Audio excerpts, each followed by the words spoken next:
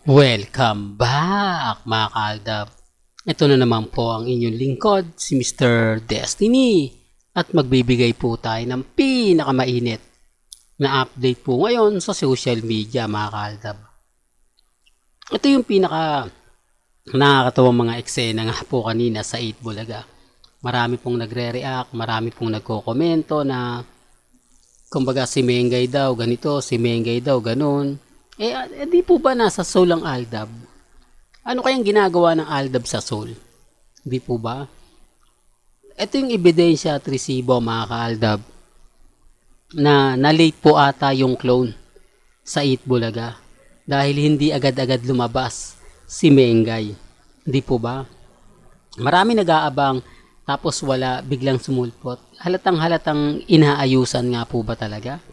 Sa totoo lang po mga ka-Aldab, gaya po na sinasabi ko at pinapaliwanag, dito po sa channel ni Mr. Destiny wala naman po tayong pilitan. Hindi naman po ako namimilit. At gaya nga po ng sinasabi ko, nasa inyo pa rin po desisyon kung ano po yung paniniwalaan ninyo. Kung sino po yung masasabi nyo nagsasabi ng totoo at fake news. Ang sa akin lang naman po, nagbibigay ako ng mga update, mga nagtatanong, mga nagkukomento, 101%. Di po ba? Kita nyo naman po yung mga ina-update ko. Ramdam nyo naman po yung mga pinopost ko. Aldab nasa soul.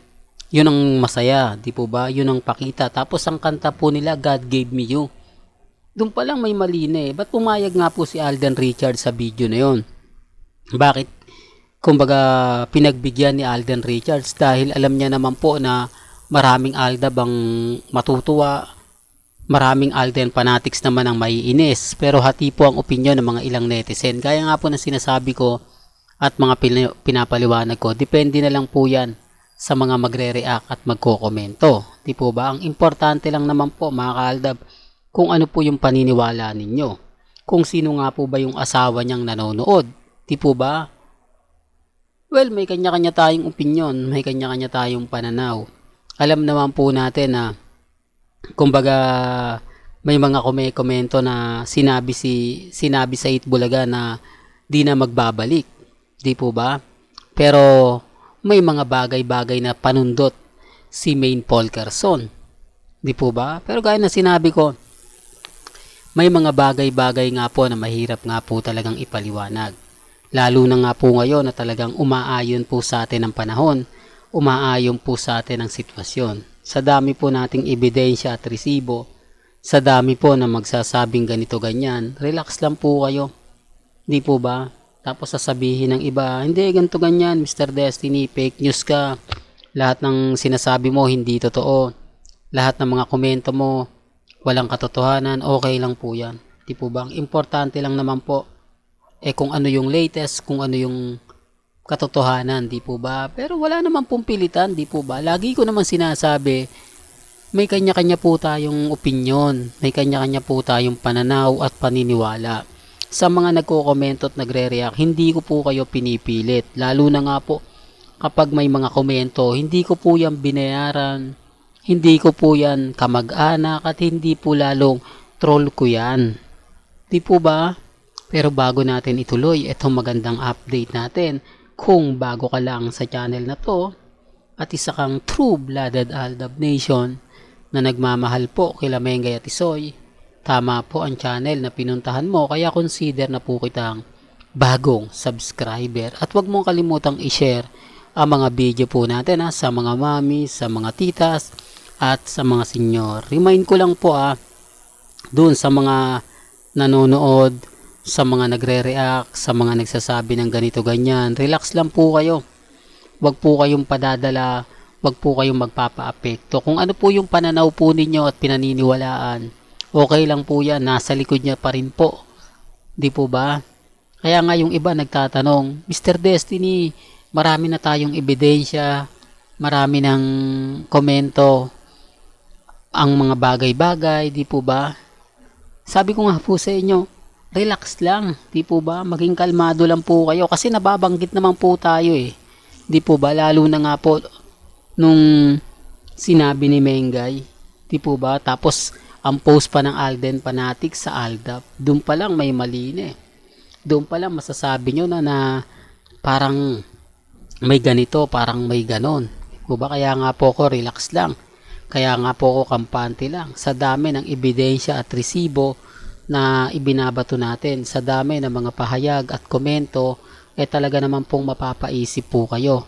Di po ba kahit anong gawin po nila, kahit anong mga sabihin nila, kampante lang. Sa ngayon, masaya po ako. Sa ngayon, 101%. Di po ba updated na updated ako. Sabihin man nilang paasa ko, fake news, wala pong problema. Ang importante lang naman po, kung ano po yung nababasa natin, napapanood natin, napapakinggan. Relax lang po kayo. Kaya nga po ako, kita nyo, hindi ako basta-basta nagpapa-apekto. At never po akong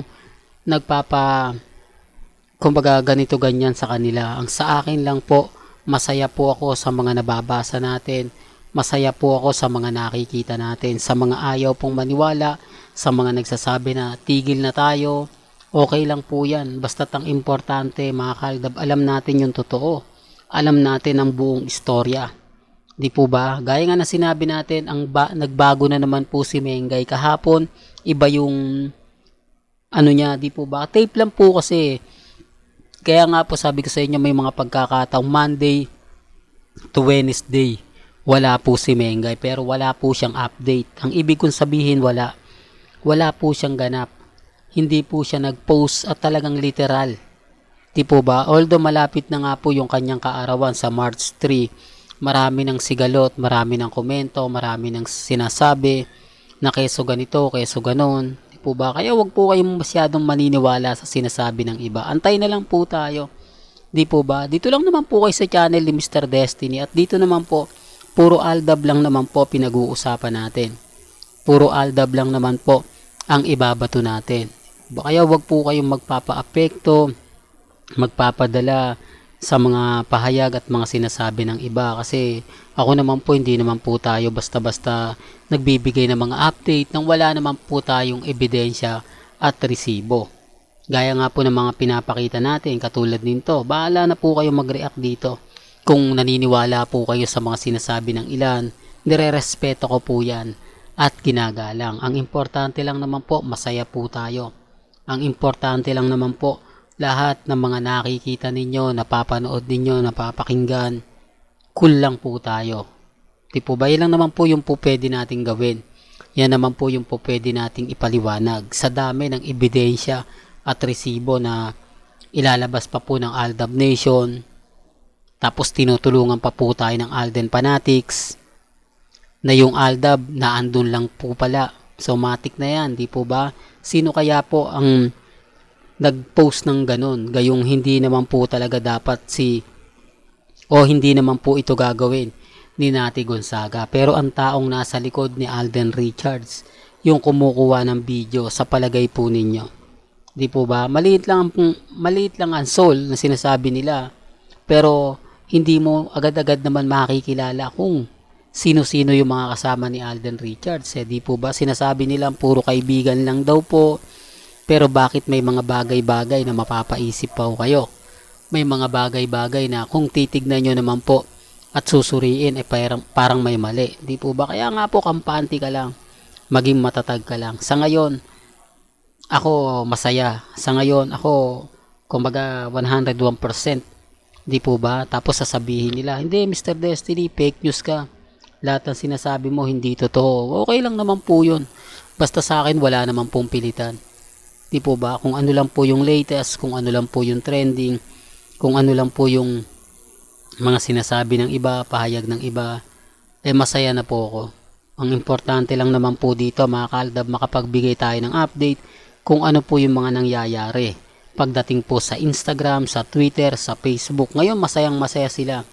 Kasi nga po, binanggit ni Maine Polkerson ang nanonood ang asawa ko. Siyempre, matik na yan. Di po ba? Sino nga po ba yung pinupunto ron? Sino nga po ba yung sinasabi? Wala naman pong binanggit. Di po ba? Na kung saan, kung sino ang tinutukoy niya. Di po ba? Well, hanggang dito na lang po ang ating latest updates. Kaya kung gusto nyo pa po ng pinaka-latest at sariwang update, abay tumutok lang po kayo dito po sa channel ni Mr. Destiny para updated po kayo sa mga latest at sa mga bagong video po na ilalabas po natin maya maya lang. Hanggang sa muli, salamat po sa panonood at pakikinig.